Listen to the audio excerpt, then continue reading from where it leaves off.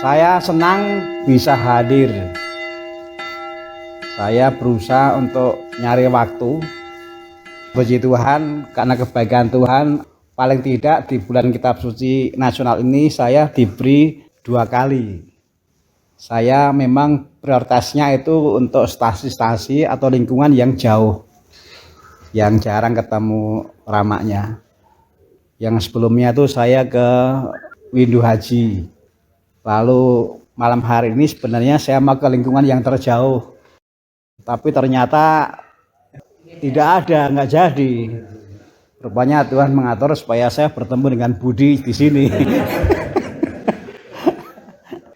Saya tuh merenungkan sharing-sharing tadi, tapi juga tentang sabda Tuhan. Saya renungkan ternyata sabda Tuhan itu ketika didengarkan, ketika diobrolkan dengan semangat rendah hati, itu luar biasa manfaatnya. Lebih tajam lagi, manfaat yang sangat terasa adalah sabda Tuhan yang kita baca, yang kita dengar, yang kita obrolkan, membuat kita menjadi lebih jernih, lebih sungguh merenungkan mengenai Tuhan yang luar biasa. Dalam bacaan tadi itu memang tentang kasih Tuhan yang luar biasa. Kasih Tuhan itu melampaui dosanya orang Israel, kurang ajarnya orang Israel. Orang Israel mengalami seperti itu, dan sharing-sharing tadi juga mengalami seperti itu. Lalu saya renungkan, wah betapa indahnya kalau di keluarga. Di keluarga itu juga sesekali lah ada obrolan soal seperti ini. Soal kitab suci, soal Tuhan, kebesarannya. Ketika kita ngobrol, ketika kita berbagi tentang kebaikan Tuhan, ini hebatnya. Justru ketika kita berbagi, itu sekaligus sebenarnya kita juga mengisi. Jadi ada 2 tindakan yang dikerjakan sekaligus. Ketika kita berbagi kepada saudara yang lain mengenai hebatnya kasih Tuhan, dan saat itu juga kita mengisi diri kita dengan hebatnya kasih Tuhan. Kalau kita merenungkan atau bicara mengenai kasih Tuhan, oh ternyata itu bukan hanya di kitab suci ternyata. Ternyata kasih Tuhan yang ada di kitab suci itu tidak hanya di kitab suci, tetapi itu juga ada dalam hidup kita. Jadi yang menarik bagi saya itu bahwa sangat besar manfaatnya mendengar, merenung, ngobrol tentang sabda Tuhan. Karena itu memang berbicara tentang Tuhan, tapi bukan hanya Tuhan yang ada di kitab suci, tapi juga Tuhan yang ada dalam hidup kita. Saya terima kasih karena saya merasa Tuhan menuntun dengan cara lain, sehingga pada malam hari ini saya juga bisa diberkaya oleh sharing-sharing. Saya mendapatkan pengalaman yang berbeda. Kalau di lingkungan yang sebelumnya sharingnya susah, lalu kan saya berpikir, aduh apa yang bisa saya bantu ya supaya mereka itu juga mendapatkan pelatihan agar bisa sharing. Kalau di sini yang saya lihat, wah sudah bagus. Memang awalnya tadi seperti upacara bendera ya. Tapi ya karena memang mungkin karena kita biasa upacara bendera ya.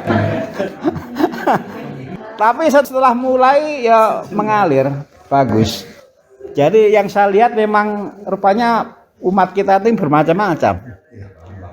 Tapi kalau ke mulia ini yang saya sungguh berharap sebenarnya adalah saya sedang berusaha beri perhatian kepada keluarga. Karena sekarang ini kan program-program itu mulai kurang perhatiannya terhadap keluarga. Padahal keluarga itu basisnya, itu fondasinya. Saya senang karena tadi Bapak Ketua Lingkungan juga mengingatkan kita membaca kitab suci setiap hari sebisanya, atau mendengar juga boleh yang di kitab suci, boleh juga yang di WA. Lalu kemudian sangat baik kalau di keluarga-keluarga juga mulailah mungkin sebelum tidur 15 menit lah ngobrol soal Tuhan. Soalnya kalau kita nggak begitu nanti akan kosong. Kalau obrolan tentang Tuhan hanya terjadi di lingkungan, itu kasihan dengan anggota keluarga yang karena satu dan lain hal nggak bisa hadir. Saya tuh banyak merenungkan mengenai anak-anak. Karena pertemuan lingkungan itu kan isinya hanya orang-orang yang sudah tua ya. Karena apa? Karena tidak ada PR dan seterusnya. Saya berpikirnya positif. Kalau anak-anak sekarang nggak bisa ke lingkungan, itu bukan karena malas, bukan. Tapi karena sekolah zaman sekarang beda dengan zaman dulu. Makanya saya berpikir alangkah bagusnya, alangkah sangat bermanfaatnya juga kalau obrolan tentang Tuhan yang ada di kitab suci itu di samping di lingkungan juga di keluarga. Kalau saya lihat sharing-sharingnya tadi, udah lancar kok, udah bisa. Maka saya mengajak yuk kita bekerja sama. Saya bagian mengingatkan, lalu para ibu dan bapak bagian mempraktekkan di rumah-rumah, di keluarga. Saya yakin kalau itu terjadi, maka anak-anak yang tidak bisa ke lingkungan pun, lalu kemudian juga karena di rumah juga sering ngobrol soal Tuhan, soal kitab suci, meskipun hanya sebentar, lalu menjadi nggak ketinggalan. Terima kasih sekali lagi, saya mendapatkan berkat yang banyak, tapi saya hanya menggarisbawahi bahwa sangat bermanfaat ngobrol tentang Tuhan, sangat bermanfaat ngobrol tentang kitab suci. Saya nggak mengada-ada, tapi itulah yang saya lihat.